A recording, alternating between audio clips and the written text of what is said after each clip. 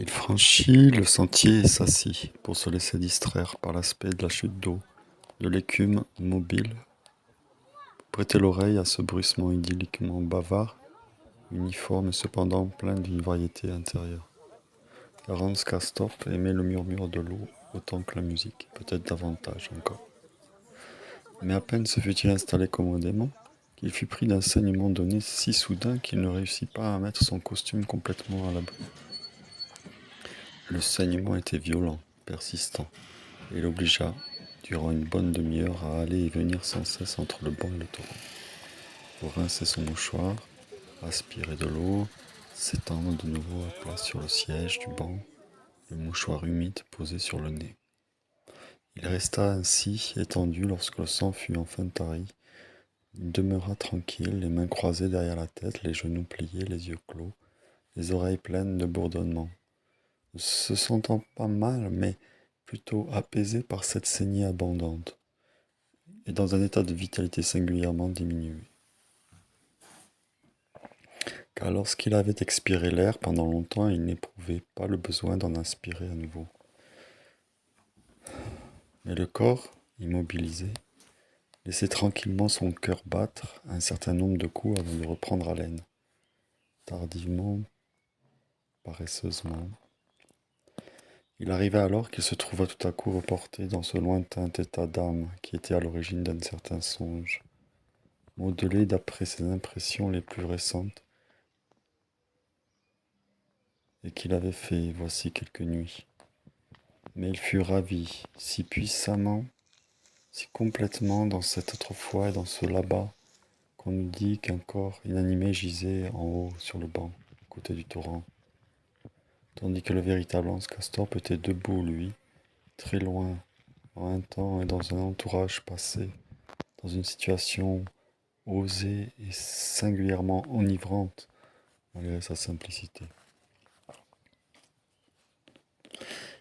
Il était alors âgé de 13 ans, élève de troisième, un gamin en culotte courte, et causait dans le préau avec un autre gamin, à peu près du même âge, mais appartenant à une autre classe.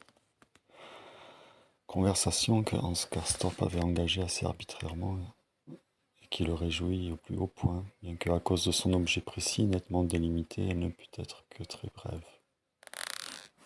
C'était la récréation, entre l'avant-dernière et la dernière leçon, entre le cours d'histoire et celui du dessin pour la classe. Dans la cour qui était pavée de briques rouges et séparée de la rue par un mur couvert de bardeaux et pourvu de 2 portails, les élèves allaient et venaient en rangées, étaient debout, en groupe, ils s'appuyaient ou à moitié assis aux encorbellements émaillés du bâtiment. Les voix bourdonnaient dans les oreilles de Hans Castorp, et un professeur en chapeau mou surveillait le mouvement tout en mordant dans un sandwich. Le collégien avec lequel Hans Castorp causait s'appelait Hippe, et son prénom était Pribislav. Détail curieux, le R de ce prénom se prononçait CH. Il fallait dire Pchibislav. Et cet étrange prénom ne s'accordait pas mal avec son extérieur, qui n'était pas très ordinaire, mais plutôt exotique. Hippe, fils d'un historien et professeur du lycée. Il était élève, modèle, par conséquent, et déjà plus avancé d'une classe que Hans Castorp. Bien qu'à peine plus âgé que lui, il était originaire du Mecklembourg, et sa personne était évidemment le produit d'un ancien mélange de races, alliage de sang germanique et vendoslave, ou d'une combinaison analogue.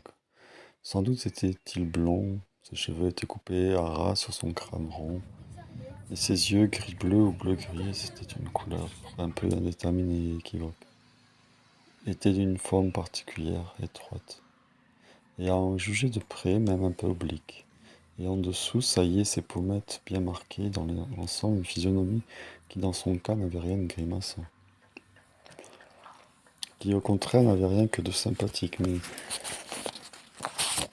qui avait suffi à lui valoir parmi ses camarades le surnom de le Tartare.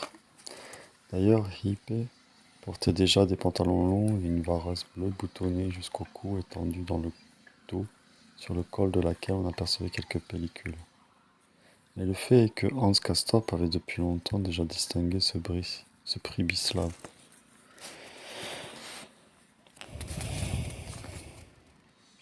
Dans ce grouillement connu et inconnu de la cour du collège, il l'avait élu. Il s'intéressait à lui, le suivait des yeux, comment dire. Il l'admirait, ou de toute façon, le considérait avec un intérêt tout particulier. Déjà, sur le chemin de l'école, il se réjouissait de pouvoir l'observer dans ses rapports avec ses compagnons de classe, de le voir parler, de le voir rire, de distinguer de loin sa voix qui était agréablement voilée et un peu rauque. S'il faut admettre qu'il n'y avait pas de raison suffisante à cet intérêt, certes, sauf peut-être ce prénom païen, Pchibislav, cette qualité d'élève modèle aussi, qui dans tous les cas n'y était pour rien. Ou enfin, peut-être ces yeux de tartare, des yeux qui parfois, lors de certains regards obliques qui n'étaient dirigés sur rien, se fondaient en une sorte d'obscurité voilée. Et il n'en est pas moins vrai que, d'ailleurs, Hans Castorp se souciait fort peu de justifier intellectuellement ses sensations, voire de leur trouver un nom. Sans doute ne pouvait-on pas parler de cela comme une amitié, puisqu'il ne le connaissait même pas, ce hip. Mais rien, en somme, ne l'obligeait à donner un nom à ses sentiments, n'est-ce pas? Puisqu'il ne pouvait pas lui arriver d'avoir à parler d'un sujet qui s'y prêtait aussi peu. Et en second lieu, un mot signifie sinon critique, du moins définition, c'est-à-dire classement dans l'ordre du connu et de l'habituel, tandis que Hans Castorp était pénétré de la conviction inconsciente qu'un trésor intérieur comme celui-ci devait être à jamais gardé à l'abri de cette définition et de cette classification.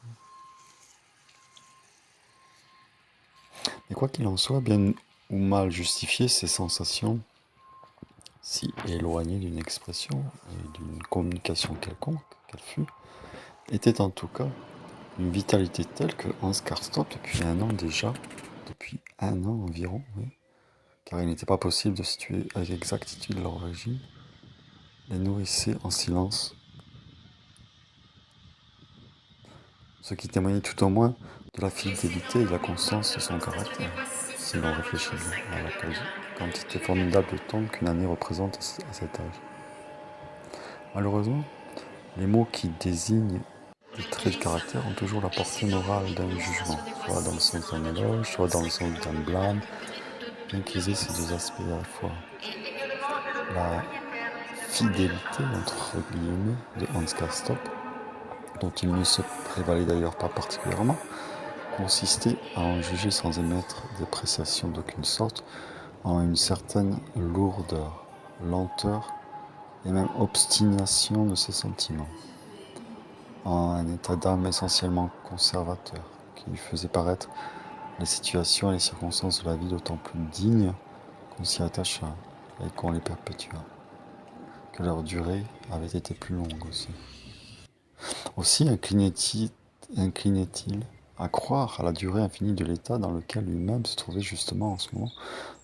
Il ne les estimait pas davantage, il n'était nullement impatient de changer cette impression. Ainsi s'était-il habitué de tout cœur à ses rapports discrets et distants avec ce Pchibislav Hippe, et il les tenait au fond pour un élément durable de son existence. Il aimait ces états d'âme que lui procuraient ces rencontres. L'attente de savoir si l'autre passerait aujourd'hui près de lui, par exemple, ou le regarderait, ou les satisfactions silencieuses et délicates dont le comblait son secret lui-même, et même les déceptions qui en découlaient, et dont la plus grande était que Pchibislav manqua de classe, car la cour alors était vide. Il manqua la classe, la journée privée de toute saveur, s'il manqua la classe. Mais l'espoir demeurait. Cela dura un an, jusqu'au point culminant de l'aventure, puis cela dura une année encore grâce à la fidélité conservatrice de Hans Castorp, et ensuite Cela cessa, sans qu'il éprouva davantage le relâchement et la dissolution des liens qui l'attachaient à Přibislav Hippe, qu'il ne s'était rendu compte auparavant de leur formation. Par suite du déplacement de son père, Přibislav quitta également le lycée et la ville, mais de cela Hans Castorp s'aperçut à peine. Déjà, il l'avait oublié. On peut dire que l'image du Tartare était entrée insensiblement dans son existence en se dégageant d'un brouillard et qu'elle avait acquis de plus en plus de netteté et de relief jusqu'à cet instant où la proximité et la présence corporelle la plus forte. Certains jours dans le préau par exemple, pendant quelque temps,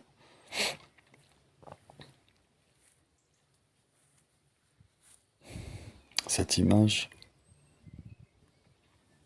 était ainsi demeurée au premier plan pour lui. Et ensuite, peu à peu, elle s'était effacée, évanouie, sans la tristesse des adieux, dans le brouillard, comme ça, d'un coup. Mais cet instant, cette situation osée et aventureuse dans laquelle Hans Castorp se trouvait en ce moment replacé, cette conversation, une véritable conversation avec Přibislav Hippe, s'était produite de la façon suivante. C'était l'heure de la leçon de dessin et Hans Castorp remarqua qu'il n'avait pas de crayon sur lui. Tous ses compagnons de classe avaient besoin du leur. Mais parmi les élèves des autres classes, ne pouvait-il pas s'adresser à tel ou tel de ceux qu'il connaissait pour leur emprunter un crayon demanda le professeur. De tous, lui paraît-il, Přibislav lui était le mieux connu. C'était à lui qu'il touchait le plus près, à qui en silence il avait déjà eu si souvent affaire. Et en un joyeux élan de son être, il résolut de saisir cette occasion, il appelait cela une occasion, de demander un crayon à Přibislav. Il lui échappait que c'était là une singulière équipée, puisque, en somme, il ne se connaissait pas du tout avec lui. Et du moins, il écarta cette considération, aveuglé par cette étrange audace. Et voici que, dans le tumulte de la cour pavée de briques, il se trouva réellement devant ce Přibislav Hippe, et voici ce qu'il lui dit. « Excuse-moi, peux-tu me prêter un crayon ?» Et Přibislav le regarda de ses yeux de tartare au-dessus des pommettes saillantes, et lui parla de sa voix agréablement rauque, sans s'étonner, ou du moins sans paraître étonné. « Volontiers. Il faut que tu me le rendes, hein, sans faute, après la leçon. » Et il tira son crayon de sa poche, un porte-crayon argenté avec un anneau que l'on devait remonter pour que le crayon verni en rouge sortît de sa gaine de métal. Il expliqua le mécanisme très simple à Hans, tandis que leurs deux têtes étaient penchées au-dessus du stylo. « Mais ne le casse pas, hein, dit-il encore. Quelle idée! Comme si Hans Castorp avait par hasard eu l'intention de ne pas le rendre, ce crayon, ou même de l'abîmer. Puis ils se regardèrent en souriant, et comme il n'y avait plus rien à dire, ils se tournèrent d'abord des épaules, puis du dos, et s'enfuirent. Ce fut tout.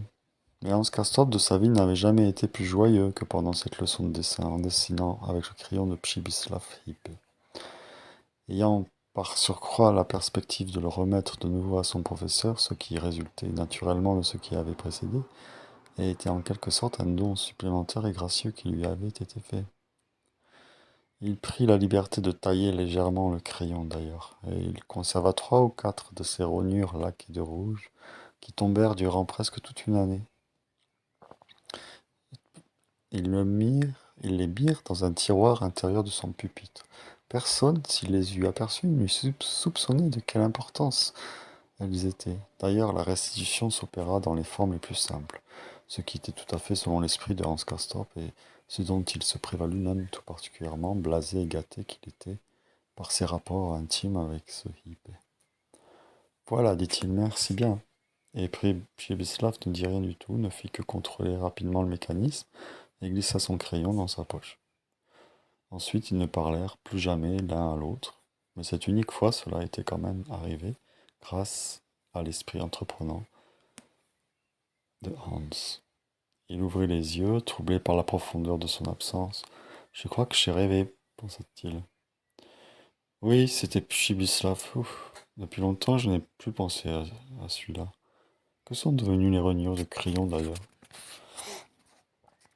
Le pupitre, le grenier, chez mon oncle, dit Anatole. Elles doivent encore être dans le tiroir, intérieur, juste à gauche. Je ne les ai jamais retirés, je pense. Je n'ai même pas eu l'intention de les jeter, ne serait-ce qu'un seul jour. C'était Pchibislav en chair et en os, ces rognures. Je n'aurais pas cru que je le reverrais jamais aussi nettement dans mes rêves. Comme il lui ressemblait bizarrement à cette femme ici. C'est donc pour cela que je m'intéresse tant à elle.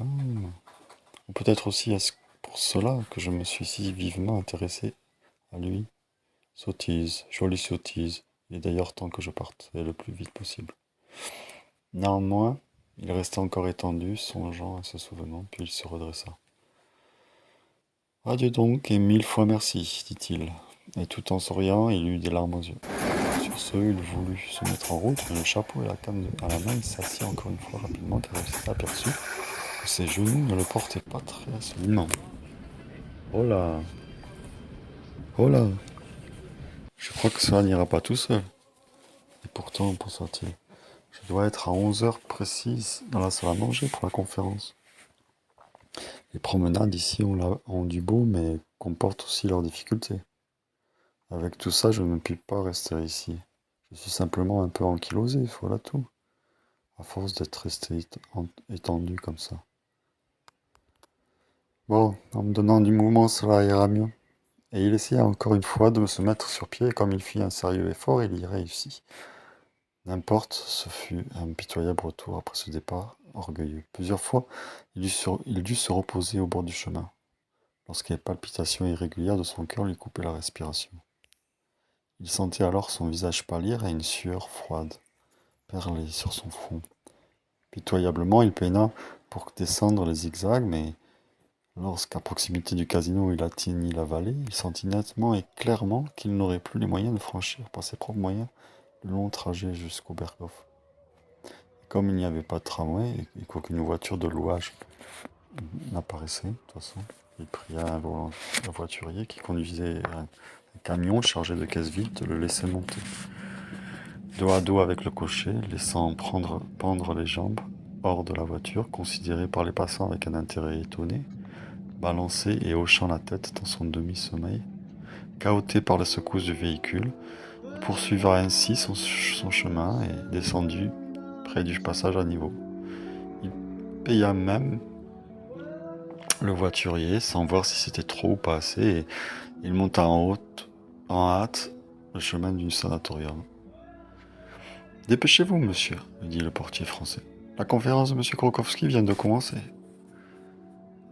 Ayant jeté au vestiaire chapeau et canne, Hans Castorp se glissa précipitamment avec précaution, la langue entre les dents par la porte vitrée entr'ouverte de la salle à manger.